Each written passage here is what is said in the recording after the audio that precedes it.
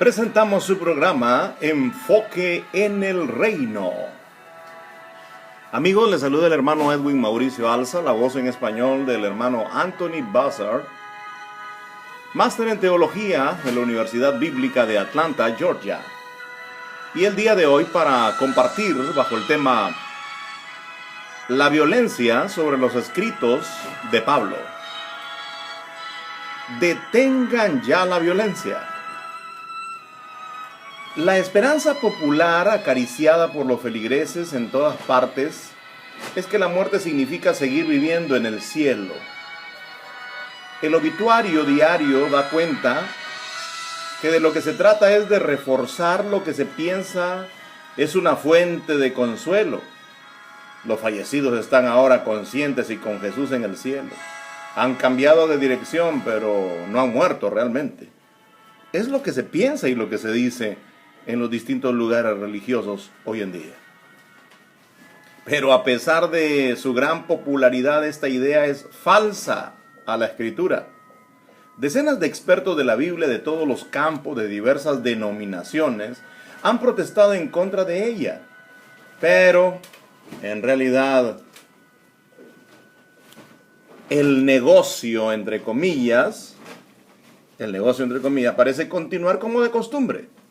Muy pocos parecen lo suficientemente motivados para buscar sobre esta materia. Sin embargo, el tema es uno que afecta a la esperanza y el destino cristiano. La Biblia tiene una gran cantidad de información sobre este tema para nuestra comodidad y como una parte vital del Evangelio. Cada vez que Pablo abordó el tema de la esperanza cristiana, insistió en la resurrección de todos los cristianos al regreso de nuestro Señor Jesús, para establecer su reino en la tierra. Como dice 1 Tesalonicenses 4:17, así, o sea, por medio de este proceso, estaremos para siempre con el Señor, así como por la resurrección. Alentados los unos a los otros con estas palabras, dice el verso 18. Y el aliento es por la resurrección que viene, es el tema de aliento. Así que Pablo concluye su relato dramático del descenso de la llegada de Jesús a la tierra con el propósito de resucitar a los muertos creyentes. Los feligreses, sin embargo, han elegido su propio modelo y no el de Pablo, para sostenerlo en la hora de la muerte de sus seres queridos. Pablo es coherente y también lógico. En 1 Corintios 15 nos dice que el sonido de la última trompeta será la señal de que Jesús venga y levante a todos los fieles difuntos y les confiera la inmortalidad y un cuerpo espiritual, un cuerpo dotado de capacidades nuevas y no sujeto a la enfermedad y a la muerte. Un año más tarde, Pablo se dirigió a los Corintios de nuevo en el gran tema de la resurrección. En 2 Corintios, en el capítulo 4, verso 14, él introduce su tema. El que resucitó al Señor Jesús, nos resucitará a nosotros, nos resucitará con Jesús y nos llevará con ustedes a su presencia. Exactamente como en 1 Tesalonicenses 4:17. Es solo por la resurrección, en el retorno del Señor Jesús, que los cristianos pueden entrar en la presencia de Jesús y estar con Él para siempre. Unos versículos más adelante, en 2 Corintios 5:8, Pablo refuerza su enseñanza con otras palabras. El deseo de los cristianos dice que es dejar el cuerpo para estar con el Señor, ausentes del cuerpo y presentes con el Señor. Es en este punto que los lectores de la Biblia abandonan el contexto de lo más importante de las declaraciones de Pablo. Se olvidan de que Pablo ha estado hablando acerca de la resurrección, 2 Corintios 4:14. Simplemente lo olvidan. Vamos a fijar ese versículo a lo que encontramos en 2 Corintios 5:8. Nosotros somos de buen ánimo y preferimos estar lejos del cuerpo cuando el Señor Jesús nos levante, 4:14, y estar presentes con el Señor en nuestros nuevos cuerpos, ¿se entiende? Una increíble violencia se hace a Pablo cuando a la mitad del versículo, 2 Corintios 5:8, es arrancado de su contexto y se ofrecen como apoyo a una existencia sin cuerpo de los muertos en el cielo, antes de la resurrección. Pero esto no es precisamente lo que Pablo pretendía. De hecho, Pablo dice expresamente que no quiere estar sin un cuerpo o desnudo. Verso 3. Él anhela algo: la conversión en su nuevo cuerpo, la transformación. El cuerpo de resurrección es lo que anhela. Cuando esto ocurra en la venida de Jesús, Él estará en casa del Padre con el Señor Jesús, en Jerusalén con el Señor Jesús, equipado con un cuerpo indestructible. La enseñanza popular, apoyándose en la mitad de un versículo aislado de su contexto inmediato, y más amplio en otras cartas de Pablo, ofrece un futuro sin esperanza en el que la muerte será sin techo, sin cuerpo, desnudo, en el cielo o en un cielo. La opinión de la Biblia de nuestra esperanza es mucho más reconfortante. Vamos a estar en casa con Jesús. Tenemos que fijarnos a qué lugar le llamó Jesús constantemente la casa de mi Padre. De allí, por supuesto, echó a los mercaderes, como bien recordaremos. Dice aquí, en estos versículos mencionados, que es la resurrección, la esperanza. Por eso, vamos a estar en casa con Jesús, en su presencia única y exclusivamente a través de la resurrección. Y la resurrección de todo el hombre, de todo el ser, en el regreso de Jesús. Luego se vestirá nuestro cuerpo de inmortalidad al sonar de la séptima trompeta. 1 Corintios 15, 51 al 55. No hay otra manera de estar en la presencia de Jesús.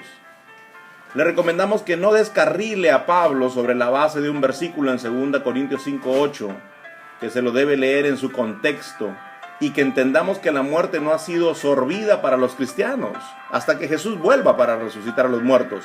1 Corintios 15, 54, 55. El Hades, el lugar de descanso de los fieles difuntos, solo se podrá superar en el futuro. No hay paso a la inmortalidad aparte de la gran doctrina central hebrea de la resurrección. La omisión de la resurrección en favor de la aparición de las llamadas almas inmortales es la práctica común de las religiones paganas. La fe de la Biblia no debe ser contaminada por la mezcla de pensamientos alienígenas. Sería bueno para nosotros prestar atención a las palabras del distinguido profesor de teología sistemática en Columbia, o en el Seminario Teológico de Columbia, Decatur, Georgia, Shirley Guthrie, en Doctrinas Cristianas, página 378, y cito: el doctor Guthrie es también autor de el libro La diversidad de la fe, la unidad en Cristo, su libro en el que se cita lo siguiente, que se conoce como texto clásico. Tenemos que hablar un punto de vista que desde la perspectiva de la fe cristiana es falsamente optimista, ya que no se toma suficientemente en serio la muerte, porque la posición que vamos a criticar y rechazar es precisamente lo que muchos creen que es el fundamento de la esperanza cristiana para el futuro.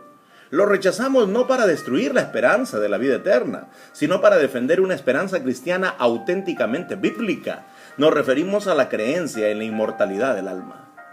Esta doctrina no fue enseñada por los mismos escritores bíblicos, ni era en realidad donde sí era común, eso es lo que nos enseña, que era común en el paganismo griego y en las religiones orientales del mundo antiguo, en el que nació la iglesia cristiana.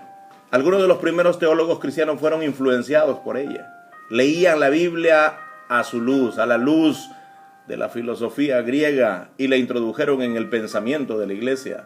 Ha estado con nosotros desde entonces. Calvino la aceptó, y lo mismo hizo la confesión clásica de las iglesias reformadas, la confesión de Westminster.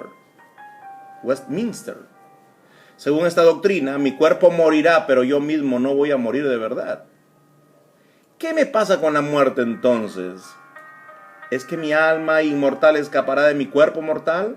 Mi cuerpo muere, pero viviré y volveré al reino espiritual de donde salí y al que pertenezco en verdad. ¿Es así?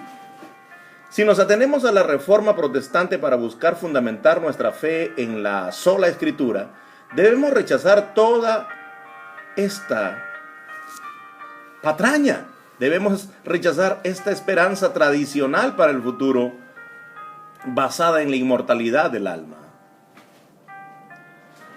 Lo que no quiere decir muerte, o en otras palabras, muerte no quiere decir que la parte inmortal divina, entre comillas, de nosotros se ha ido a vivir a otro lugar.